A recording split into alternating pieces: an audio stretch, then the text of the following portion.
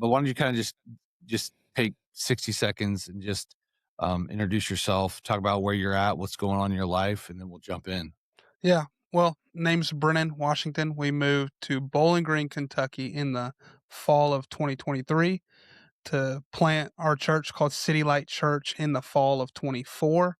So we are roughly 19 months in.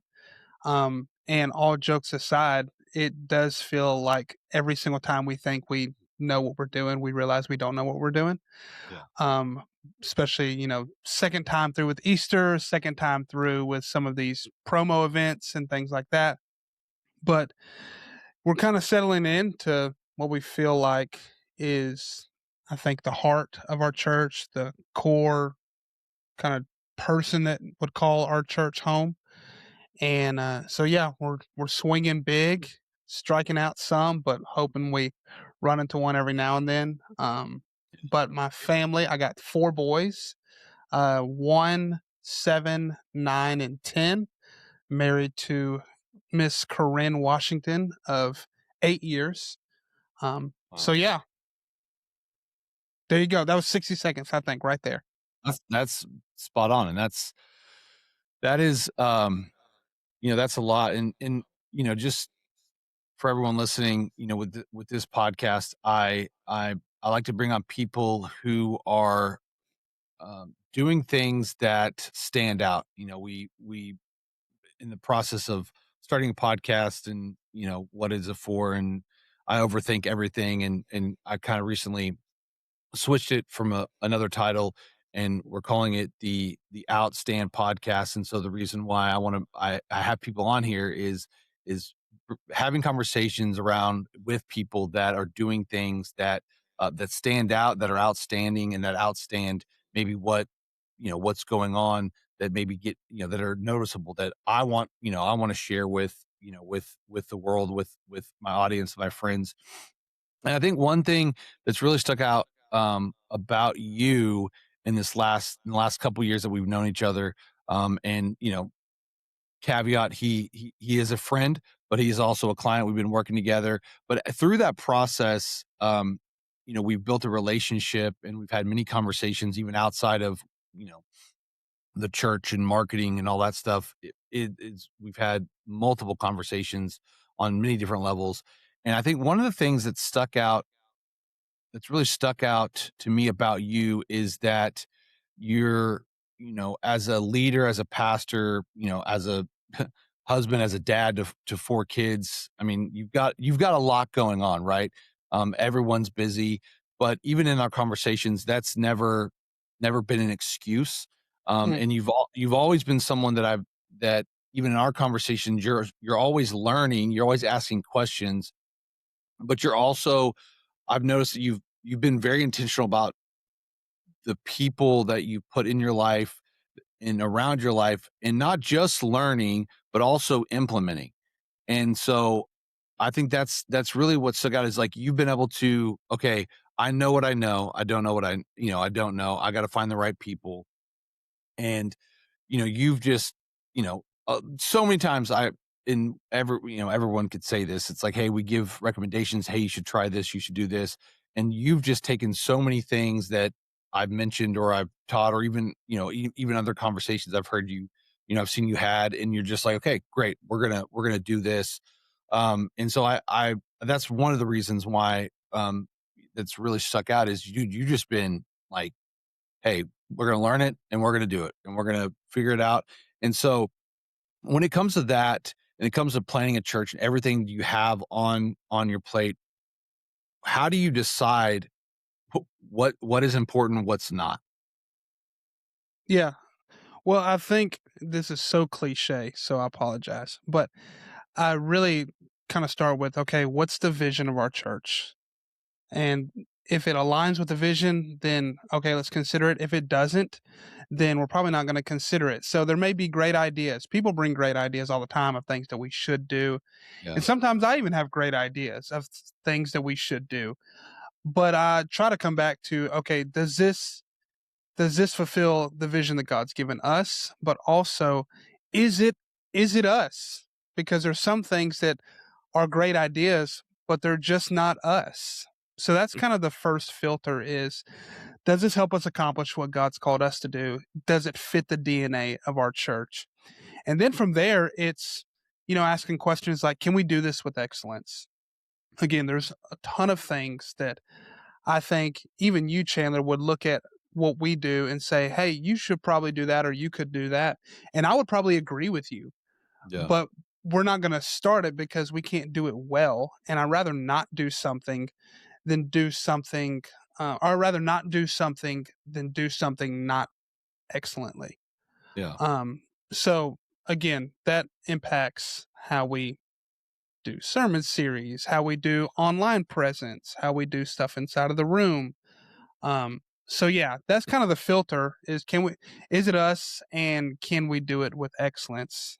Because again, there's a ton of great churches that do a lot of great things. A lot of churches do a lot of things better than us.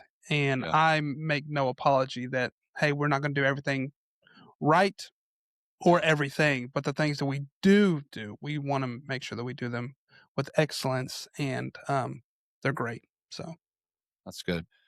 Was there a moment where you realized if I keep doing this like everyone else, it's not going to work? I think in the pre-launch and even post-launch process, um, one of the things that you mentioned, which I am honored that you would say that, I am a kind of an addictive learner to people that talk about church and online and stuff like that. And I try to learn from people that are significantly better and further along than me. Um, the Achilles heel of that sometimes is forgetting that just because it works in their context doesn't always mean it's going to work in mine. So I think mentally, I went about trying to plant our church from a philosophy, a mindset that we lived in a city of 3 million people. Hmm. And, you know, 400 people were going to show up to a launch party and things like that.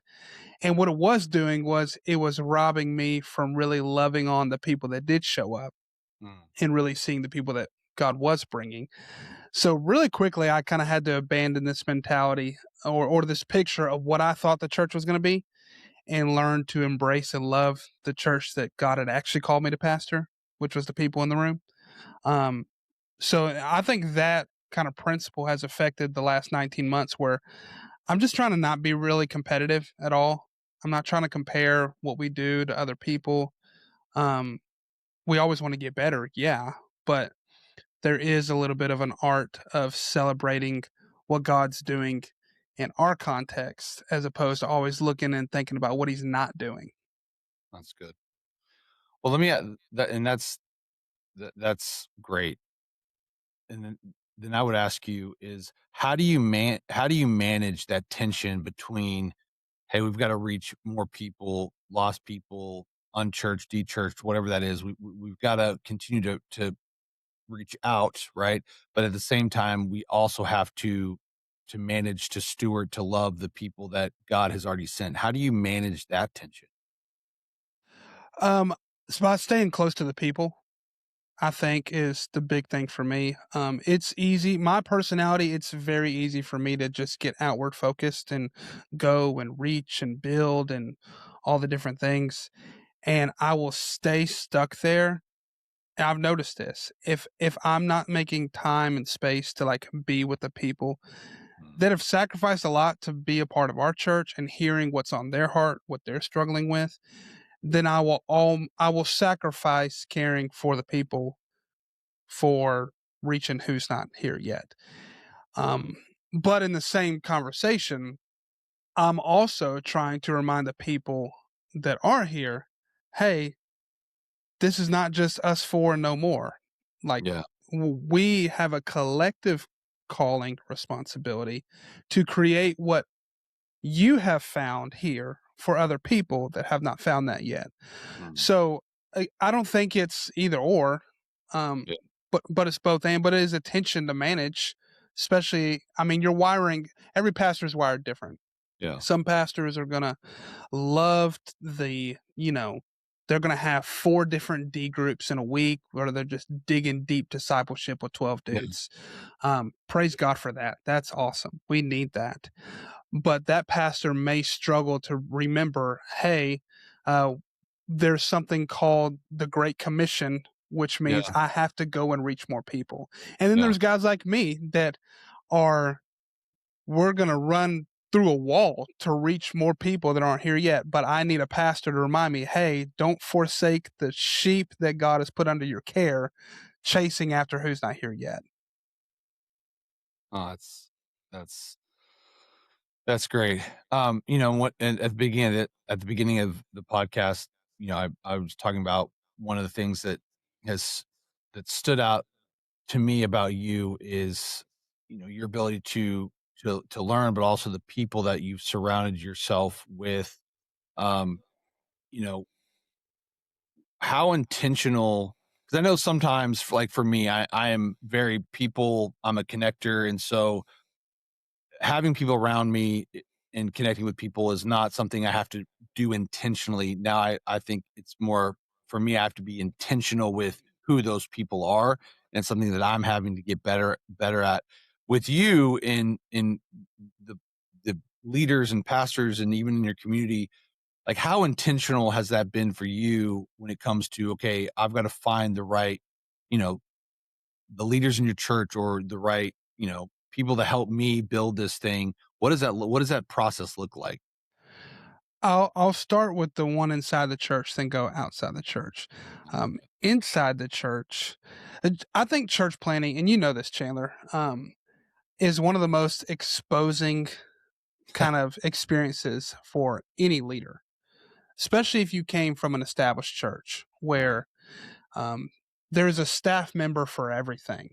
And as long as you're really good at your 1 or 2 or 3 things, you don't really quite learn how not good you are at these other areas until you plant a church and you are the lead pastor, the small groups coordinator, the CFO, like all of the things, and you realize really quickly what you're not good at. And so I learned early, and I'm still learning right now. Um, I need people that have gift sets that I don't have. And if I don't have those people, our church is going to suffer, which sounds like super elementary for a pastor to say, because that's literally what First Corinthians 12 is all about, is Mhm. the body.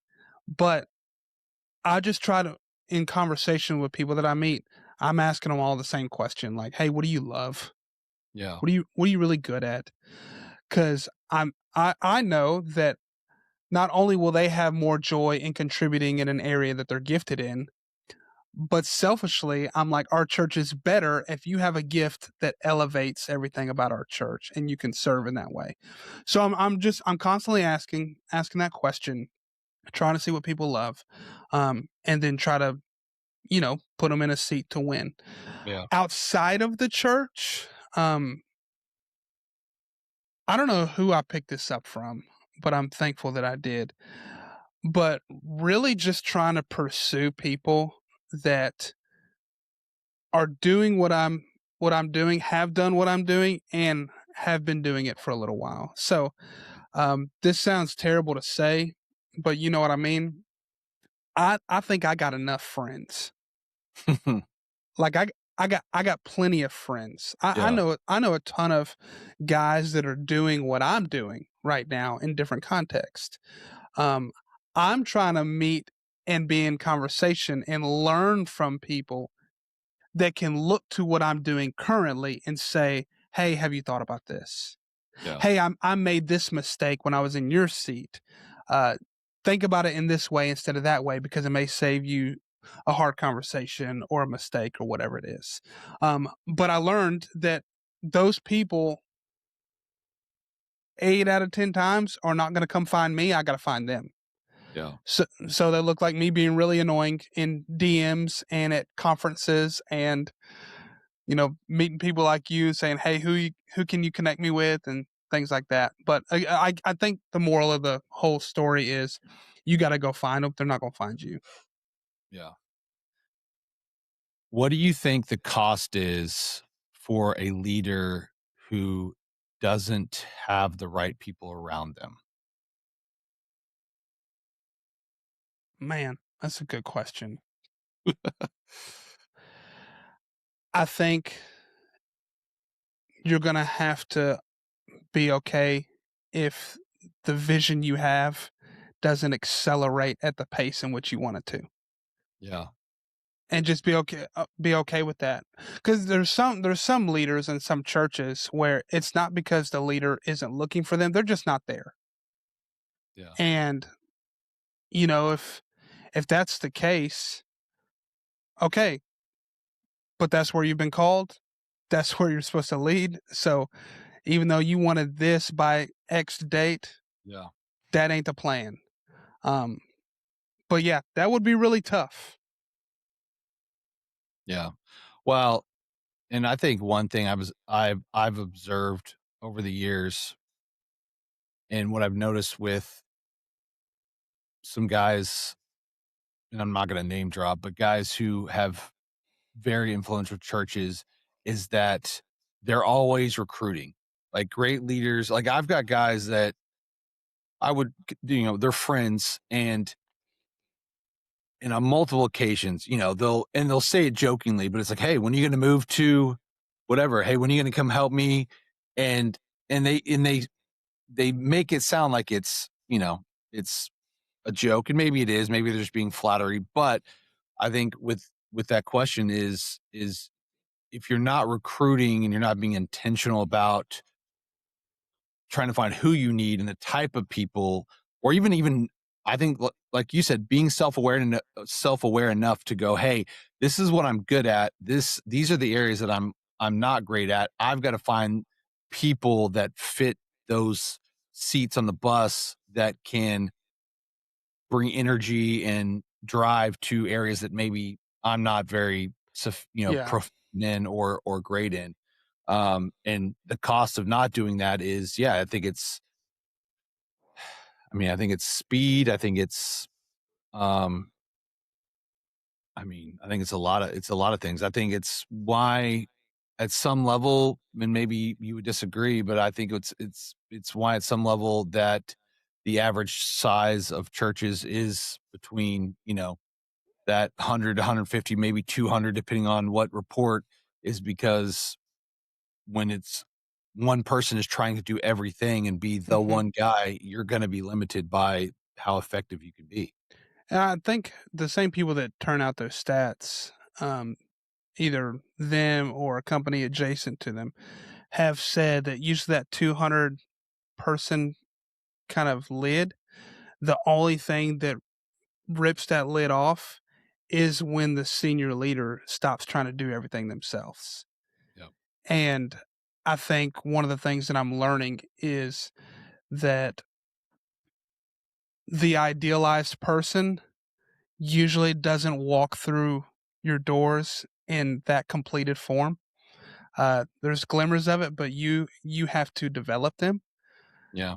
Like you know Ross, but Ross is behind the camera, and Ross is our creative director. Well, when Ross joined um, our launch team, I knew he was a creative, Yeah. but he didn't know really anything about executing creative things inside the church aside from like being able to use Photoshop.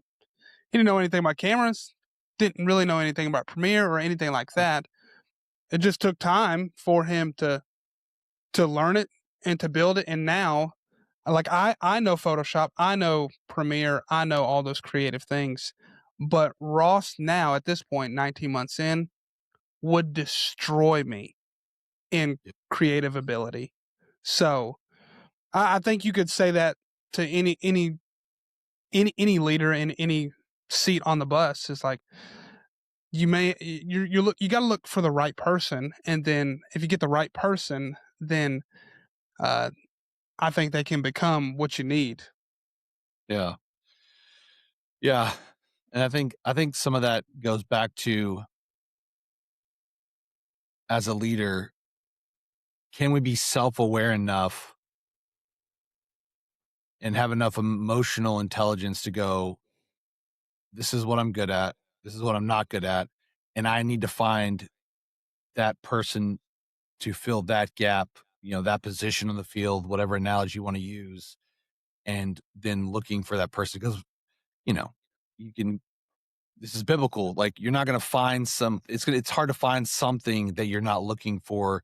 And if you're not doing the knocking, the recruiting, the developing, or, you're not going to be able to find that person or that position or that, the solution to whatever problem you deem that you have. Yeah. You know, we live in a world, especially in the church and Christian business world, John Maxwell, and there's so many great leaders out there. And, we say stuff like leaders are learners, and so many people read, content, read books and podcasts, but we see very few, I feel like a lot of times, very few people actually implement, or there's a lag between, okay, learning to now I've got to actually do that. What for you, how have you been able to do that so quickly? Or how do you decide, okay, this is something I've learned, this is something that I've got to do? Because again, it's been 19 months and I've seen you just even from kind of a distance pick up on stuff and just start rolling with it. Like what is that for you? I think for me, my favorite word that I'm coming to love in the English language, dude, is the word begin. Mm. And I think that for, especially in church, and I think any business or industry has the same thing where we're so good at like analyzing things and creating vision boards and plans and best practices and all these different things. But at the end of the day, um, you got to do something. Like you just got to do it. And one of the advantages of being a 19-month-old church is we don't really have anything to lose. Yeah. So it's like, all right, if this is going to make us better, let's do it. And if in 4 months it's not working, let's kill it. And we're not afraid of that. But we would rather do that than sit around the table for a year acknowledging the same problem and needing a solution and have 15 different ideas, but we don't actually do anything. I feel like, Chandler, I could talk for an hour and get really passionate and frustrated at how often people, ministry leaders, everything, it's like we should come up with this new pipeline that's going to do this and it's going to move people. And 6 months later, there's been no movement. Yeah. Instead of just like, okay, let's begin. Let's do something. So I think from what you're talking about, things that you've seen that we've implemented, it's not because we think we got the greatest system or the greatest play, but we're going to hike the ball. Yeah. We're going to do something. So, Well, let's dive into that though a little bit deeper. Like what is the process? Because I think even for myself, but I think for a lot of people, whether you're a church plant, a church of any size, is that that lag time or the moment between, okay, we've got an idea, we have we think we have a solution, but now we've got to move, we've got to act, we've got to begin. What is that is there a process, like, in your head or when you're talking with your team, what does that look like on, okay, this is what we're gonna begin on, and then how long, just kind of talk through what that process looks like. so we don't start with the phrase, this won't work because. We don't want to start with excuses. We want to start with possibility. So if we have a problem, um, we'll try to think tank solutions, and then when we find one that we think could work, we'll ask ourselves the question, like I said at the beginning: does this deliver the vision of our church? Yeah. Okay, if it does, um, can we do this with excellence? Okay, if we can, third question would be, can we scale this? So and that question is where you kind of discern, is this a Band-Aid or is this a long-term fix? Yeah. Because if we can't scale it, then we're going to have the same conversation if it works in 2 months we're like, okay, we broke the system again. So can we scale it?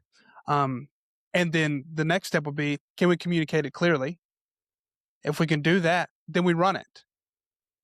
And I think outside of that, I don't see a reason why you shouldn't send it. Now, again, I'm factoring in, okay, you've prayed about it. Okay, there's wisdom in it. You're not being reckless. Yeah. All of those things, I mean, are given. But to my point earlier about kind of paralysis by analysis, we're not going to run it through 17 steps. We'll say, Yeah. okay, does this check 4 or 5 boxes? Great. Let's try it. What's the worst that could happen? We have the problem again, you know? Yeah. So, It's true. Yeah. Well, and then I want to keep going a little bit on that and ask you this. Why do you think so many pastors or leaders kind of get stuck in that learning or maybe more of the consume mode, analysis mode? And how would you tell them, hey, we've got to learning is important, and you've got to grow, you've got to get wisdom and understanding. At the same time, you then have to start acting upon those things. Like, why do you think so many people get stuck in that, like, I'll learn, but just never get to, okay, now I've got to start actually doing. dude, I think we live in a moment right now where um nobody's really trying to think for themselves anymore. Hmm, Where when it comes to like original thought is kind of a thing of the past. It's why when something happens in the world, people don't actually post what they think. They share what other people have said that they thought. for sure. Um, and so I think a lot of people just struggle to think for themselves, which in turn, when it comes to something like this, I have a problem. My first step isn't to think, God, what do you want us to do? My first step, and I've fallen victim of this, and I'm trying to be better about this. But my first step will be, well, what did fill in the blank church do? Yeah. What are they doing for Easter? What are they doing? Instead of asking the question, no, what are we supposed to do? So Yeah. I think a lot of times we get stuck in our thinking is because we've put 75 inputs, but we don't know what we think, and so we don't actually do anything. Um, so I think I call him my pastor. His name's Devin Webb. He's just the best man ever when it comes to being a pastor of pastors. One of the things that he told me early on that I think informs this conversation is you need to get crazy comfortable with who you are and who you are not. That's good. And I think our team would hopefully say this. I think they would. Um, I'm not good at a lot of things, but I think one thing I am good at is being okay with saying, this is who we are. This is who we're not. This is who I am. This is who I'm not. So I think that kind of helps me when it comes to making a decision. It's like, I'm not, I'm not trying to please anybody or anyone else. I'm just trying to do what it feels like God's asked us to do in this moment. So Do you feel like there's like around this question, you think sometimes because we now have access to so many resources that can actually be a hindrance? I think so. Because dude, think about it. The guy or the group or the church that we look to, inspire us from whatever way. Um, they got there because they had to think for themselves 15 times over and make some mistakes along the way to get to best.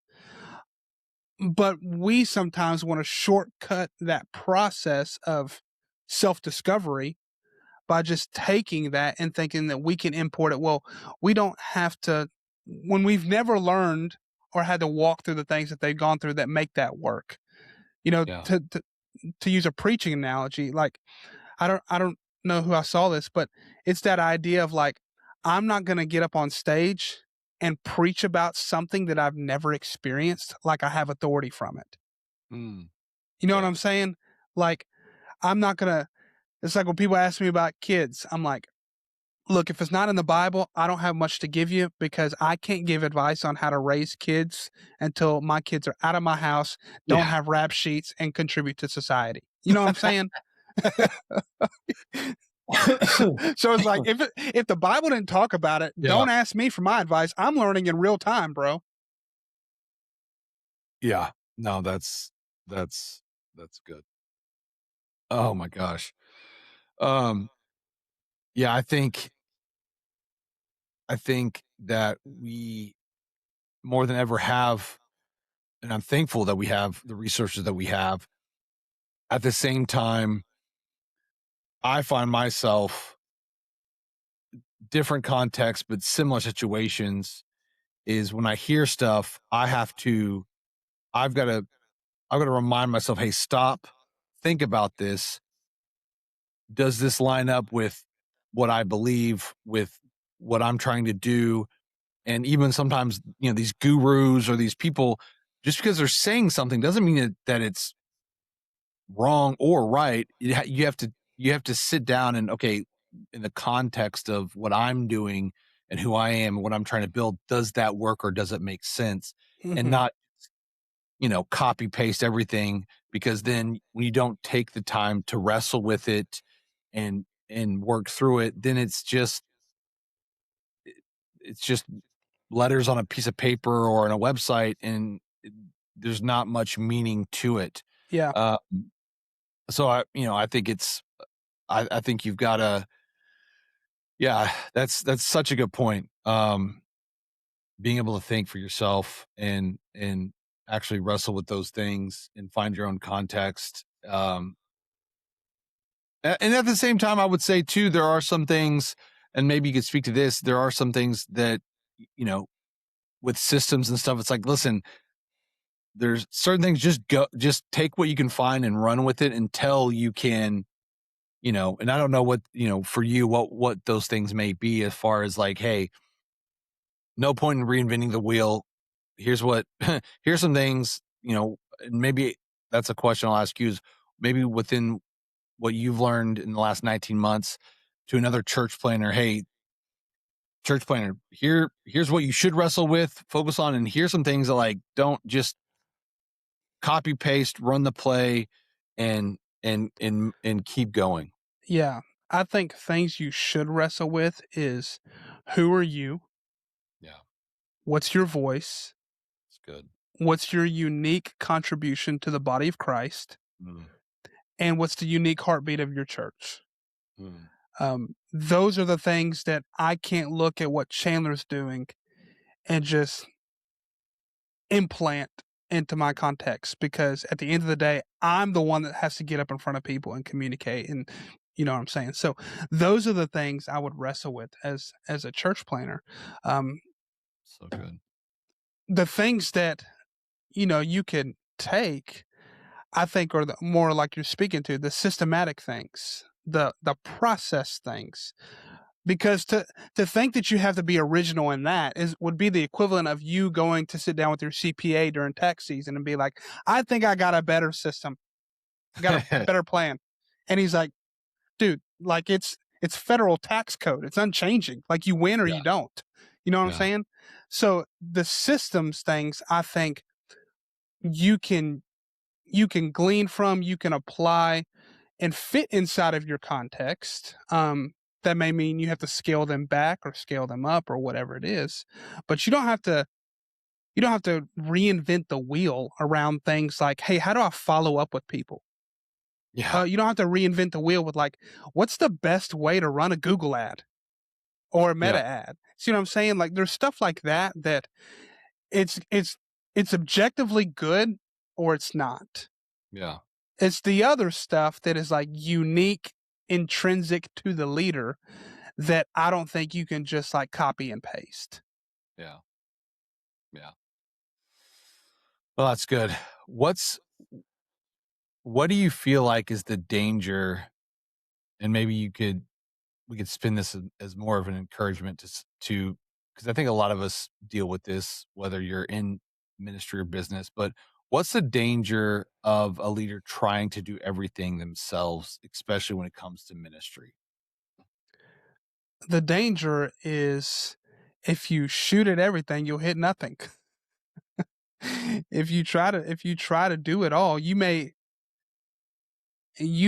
accomplish it all, but it's probably not going to be very good. Yeah. Like something, I mean, think about it in our context, Chandler. Like we're uh, fathers, husbands, leaders, individual disciples of Jesus, um, business owners, like things like that. Well, m- something is going to rise above the others Yeah. in different seasons, and I think they should. Like, there's some seasons where I got to ramp up as a dad and scale back what I'm able to do with other people inside our church. Some seasons I got to lead our team and look at, my wife and say, "Hey, for the next 2 weeks, I need to add an extra night out." Yeah. Things like that. So it's fluid, but at the end of the day, something has something has to fall by the wayside. I think with life and fatherhood and the things I just said, that's natural. As a leader, it doesn't have to be like that, Yeah. because you can have people around you that, if you're the leader that, like I was in the first couple months of our church, I designed every graphic, I ran every ad, I, Yeah. I mean everything. Um, like I said earlier, yeah, I can do that, Yeah. but if I add that back to my plate, not only will something else fall by the wayside, the quality is not going to be as good. Yeah. So I think every leader owes it to themselves to try to build around their deficiencies, or fill them rather, um, so that the product, whatever it is, business, church, actually thrives and is healthier because you're not trying to do it all by yourself. Yeah. That's that's so good. I want to shift a little bit and talk kind of get into this little bit about social media, because this is something that I've watched you just whatever you want to call it, figure it out, come up, an idea, whatever. Um, but when it comes to content, and this is something that I've been talking a lot about, and it's just one of those things. It's ever changing, but I think you would agree with me that a lot of churches, when it comes to their content, we're far behind. Most social media content for churches is simply, let's take the Sunday sermon and let's clip up the sermon and let's throw it on, all the channels, which again, hear me, something is better than nothing. However, that's not a strategy. That's just doing whatever's the easiest to have some fresh content, which is also better than just posting announcements, graphics, or Yep. stuff that, doesn't work. Um, Talk about the shift when it comes to social media. When did it come? When did it shift from like, okay, yeah, we got to have it. It's just a part of our culture too. Like it's kind of like you got to have it. But it's not really that important to like. No, no, we've got to lean into this because this is where we're at. T- Talk to us about where that shift was. Well, Ross, who's over here behind the camera, for about the first year of our church was, I mean, we had so many conversations where he was like, "You got to post more. You got to post more. You got to Yeah, post more." And I was like, "No, that's not me. That's not me. That's not me." And finally, um, coming into this year, I think I two part one felt like the Lord was convicting me around it, but two was just more like, okay, I'll relent. I'll go all in with it. I'll give it a year. Um, because I think what I realized was, people don't, and this is from the pastor's perspective. I'll get to the church perspective, yeah, but when it comes to pastors, or just people that follow people online, people follow people. They don't follow organizations. Now you probably do, but you're not like, oh, I really follow this 501c3 and I love the like it just doesn't work like that way. It's just not how social media works. It's social in nature. And Yeah. so I think I just realized like, hey, there are people in our church that want to hear what I have to say. And I had to get over me in that Mm. because it felt so prideful, and I did not want people to be like, I didn't. Here was the honest answer, Chandler. I didn't want my friends to look at me posting more and to think, who does he think he is? Yeah. Like he's an influencer now. Like that. I did not want that until finally I was just like, you know what? I don't care. I I would much rather be online and posting content that builds the faith of other people than be posting stuff that all of my pastor friends, by the way, who who post their own stuff. I would much Yeah. rather post for other people than them to be like, oh yeah, that's awesome. Um, but the kind of the second piece in that was again kind of come back to Ross. We were having this conversation where it's like, hey, how long do you work on your message? And I was like, anywhere from 10 to 20 hours a week. He was like, yeah, for a 45-minute payoff on Mhm. Sunday. I'm like, yeah. He's like, well, don't we think that 20 hours of work deserves more than just 45 minutes of listening in a room on a Sunday? And we're like, Yeah. yeah. I'm like, okay. So how do we maximize Yeah. or leverage 20 hours of work throughout the week instead of just 45 minutes in a room? Yeah. And that was a switch for me as a pastor, because I know how pastors think. They're like, I don't care about it, or it doesn't matter. I don't want to post myself, all those different things. I would respond to all of those excuses and pushbacks as, don't you think the 20 hours of work between you and God Yeah. deserves more than just 40 minutes in a room on one Sunday? Yeah. So yeah, that's how we got there. It's so good. And I want to, and this is such an important, I mean, just we could cut this part of the, the pod out and really hone in on it, because what you said about,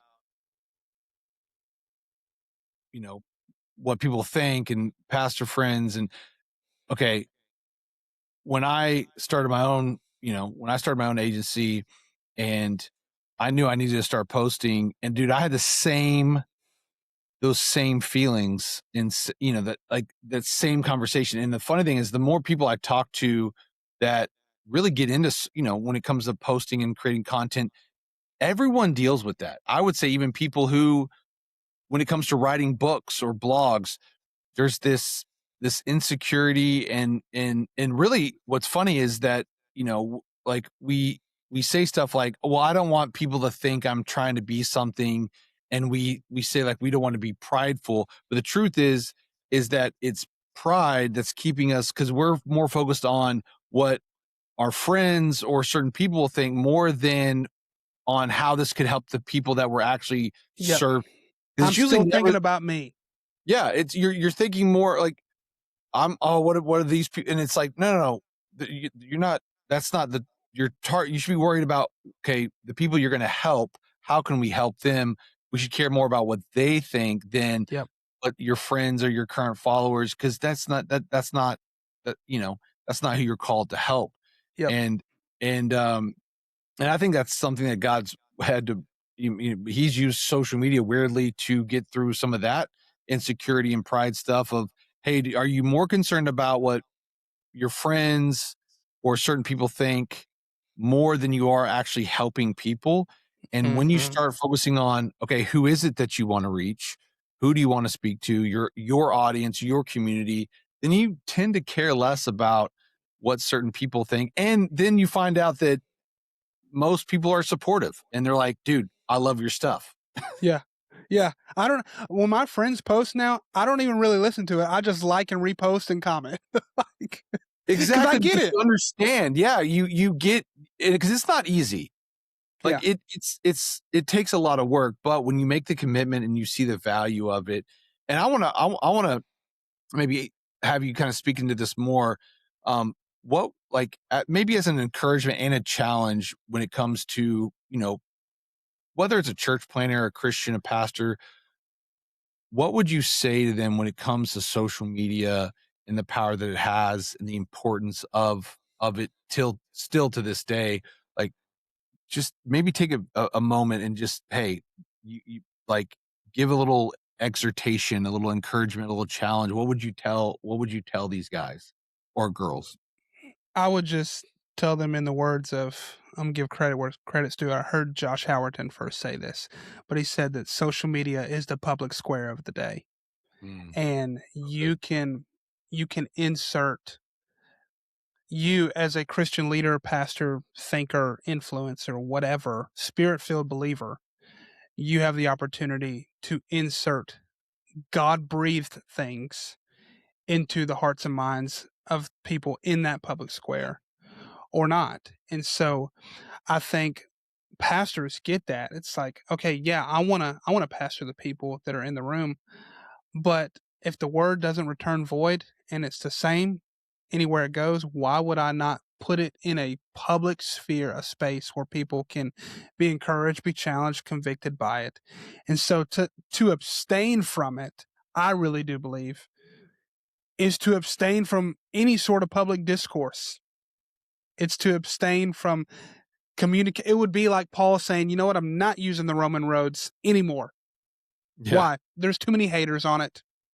I don't I don't want people to judge me.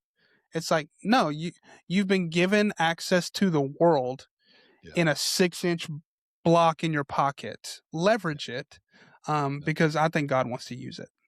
That's so good. What do you think most pastors are getting completely wrong when it comes to social media and content? Oh, that's a good question.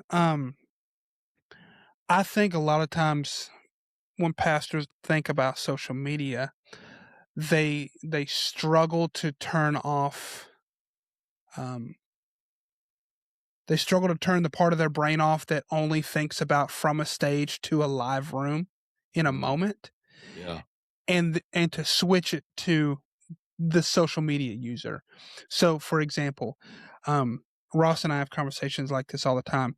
There are things that I say on Sunday that I'm like, man, I want every single person in the room to understand that 90-second point Yeah. because they have context, they know where I'm going, they know who I am, they're going to listen. Yeah.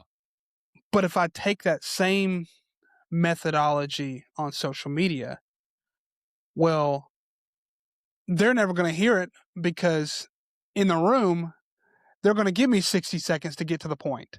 Yeah. On social media, I've got two. Yeah. And they're not going to keep watching unless I'm creating curiosity, answering a question they have, approaching a topic that they got questions about. They don't care about the sermon series that I've been in for 8 weeks. They just don't. They want to know, is this guy that came up across my screen in 2 seconds, is he going to answer a life problem that I'm having right now? Yeah. And so to just think about content in that way was a mental switch. Because what I would define as, oh man, that was a banger sermon clip, may get no views at Yeah. all because I would never actually answered a question or touched a topic that the average person on Oh, social media is asking. So that so was a switch I had to make. that's good. And if you don't have some, that's okay. I have a feeling you probably do, but when it comes to content and social media, maybe share with us like actual real life impact. Like share some stories. I mean, we can talk about numbers and growth and impressions and that stuff's good. Those are indicators that what the content that we're creating and the consistency at which we're doing it is effective. However, I maybe want like just to actually, because even for me, when people started reaching out to me and saying, hey, thank you for posting content, thank you for sharing, thank you for, it's like, oh, like, Hmm. uh, this is helping. Maybe share some stories within your church, when it comes to what the change in the output and the increase of social media and kind of leaning into that. What have you guys seen for your church and for your ministry? Yeah, I'll give you 2. The first one is, we've been really consistent for about the last 4 months now. And just last week, I had somebody come up to me in a local coffee shop that doesn't go to our church, just ask me, "Hey, are you Brennan?" And I was like, "Yeah." And they're like, "Well, just know we go to fill in the blank church, but I've been following your content, and man, I just want to let you know every single time that you post something, it encourages me in some type of way." So that was, Gives me again, chill. fuel in the tank. But this one's even better, Chandler. This past Sunday, there was a first time family that came to one of our services. And I was talking to them before service, and the husband said that they had been looking for a church and they don't know how, but they saw something that I posted come across their feed online. And he said that he watched it and he listened to it and he didn't quite listen to what I said, but he said, "Man, there was something about the way in which you were saying it on my phone just made me feel like I gotta see where this guy is at." And he said, lo and behold, uh, you were in Bowling Green. He said, Wow. and I looked at my wife and was like, "We can actually go to this church." And so they came and he's like, "Man, I just want to let you know if you ever feel like the stuff that you post doesn't reach anybody or doesn't matter, it reached me. And I felt like that it gave me access back to a church family when we were looking for one." You know, and I've experienced this in my own life, and those are so powerful because, and I want someone, to hear this. If you're struggling with social media or posting and creating content, that you got to know that the Holy Spirit can work through social media, and that there are people that he can use the words, whether it's preaching, encouragement, advice, whatever it is, like he can use it. And our as Christians, even as pastors, our responsibility is to go and to preach and to teach and disciple and to baptize and to sow those seeds. And the truth is that if the more seeds that we sow, that's more opportunities to plant and to bless and for God and the Holy Spirit to use. And if you focus more on hey, I'm going to do my job and God will do his, and less on all the other insecurities and what do people think, and is it going to be right? Is it going to look good? To just begin, Yeah. it's like you said, Brendan, like sometimes you just gotta start posting and creating and putting it out there, because you never know who's on the other side of that, of the phone, of that platform, on their computer, whatever. It's amazing. I want to ask you this: if you're talking to a church planner or just a pastor, and they're starting from zero, they're sitting there like, "Hey, I want to do this, but I don't, I'm not, I don't know what to do." What would you tell them to do first? I would tell them to just start showing up on social media. Um, Show up and let people know that you're a real person. So post stuff with your family. Um, if you have, you're already having your daily time with the Lord, set up a camera and just share 60 seconds of what God's teaching you. Like, just start showing up and just start posting stuff. Um, and I think it'll gain trust, because that's what you're trying to do early, is you're trying to build trust with people. So it's not that, and this was helpful as a pastor, it's not that I need to make more time for something. I'm already doing the things. It's, am I capturing it? Am I repurposing it?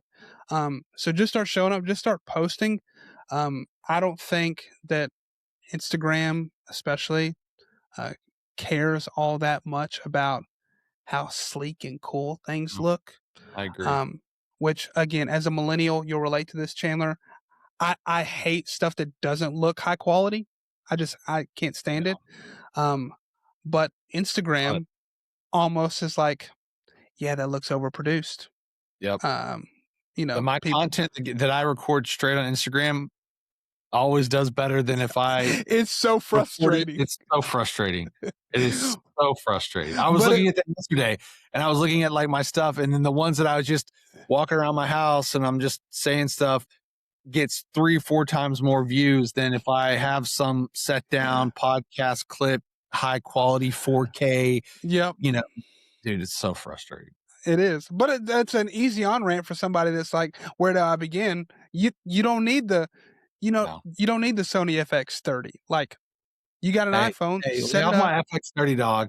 Dude, I spent a lot I'm shooting on one right now, so I'm with you. But spent way too much money. Don't tell no one.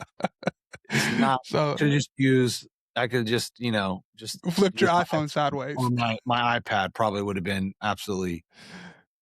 Oh Lord, um, we're coming to the end here, but I want to ask a couple more things. In the next 5 to 10 years, when it comes to the church, what do you see happening? Like, what are you maybe preparing for, or what do you think is going to happen? I think people are transitioning right now away from like entertain me and more to like form me. I think Mm. that's I think that's happening right now in real time where people are like, okay, I don't really care about the presentation anymore. I want to know, are you real and will you take me somewhere spiritually? And so I think the church is going to look uh, deeper theologically. I think churches will look deeper relationally. Um, I think our parents' generation may have been on to something when they're Hmm. like, we're going to do Sunday morning, Sunday night, Wednesday night. Like, again, the method, I don't know, but Hot, but there was something to like, hey, we're going to gather Christians consistently and we're going to work to form them and disciple them and not just feed them 30 minutes once a week. Uh, I think some of that stuff is going to become um, trendy, and you're going to start seeing more people gravitate towards those types of churches that they walk in and they feel like, okay, I actually got built spiritually today. I didn't just get told that, I'm going to make it or whatever it is. yeah, So, yeah. What's what's one resource, book, or person, or even an idea that you've come across recently, you've learned about, that you're maybe obsessing about, that you think everyone should know about, pay attention to? Maybe it's somebody, you're following, a book that you read, another podcast. Just give me, maybe it's just an idea that you're just like, dude, everybody's got to understand this. uh, this sounds really simple, but I think people just need to understand how to read the Bible for themselves.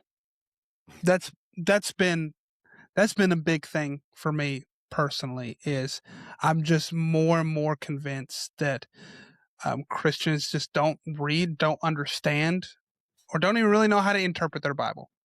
Yeah. And I think they'd be shocked what would happen in their life if they did. So, um, you and I both know, Manny Arango does a great job with Yeah. um, resources like that. The Theos Yeah. guys have Yep. great Yep.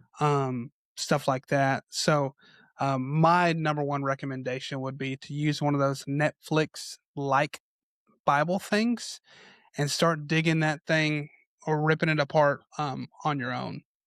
Yeah. Yeah, and resourcing our our churches and our people to be self feeders and not relying on a pastor for every word of God, but to also learn how then to read it, interpret it, and then contribute to become not just a consumer, but to also be a contributor. Yeah, get your theology and your Bible teaching from the Bible, not from somebody's carousels once a week. Yeah, yeah. Man, this has been good. It's going to help a lot of people. Hey, if you're listening, thank you so much. Make sure that you go and follow Brennan. We'll put some of his contact information. And then if you are a pastor in a church, you're needing help with social media, we didn't get to talk about that a lot, but I want to give that a shout out. That I want you to check out what he's doing and the system that they've created and what they've really figured out some stuff that's really even helped me. And he's building a community too of pastors and churches that are viewing, like you said, this is the new public square. We've got to fill it. We've got to fill the space, and we've got to reach people to it. So make sure that you go and follow him, stay connected, make sure to like and subscribe. We got some great other episodes coming up here shortly. And again, this is all about having real conversations with real leaders who are building something that matters, that stand out, and that are outstanding the culture of this world. And so thanks again, Brennan, for your time. I appreciate you and look forward to the next conversation. Love you, man. Thanks. You do.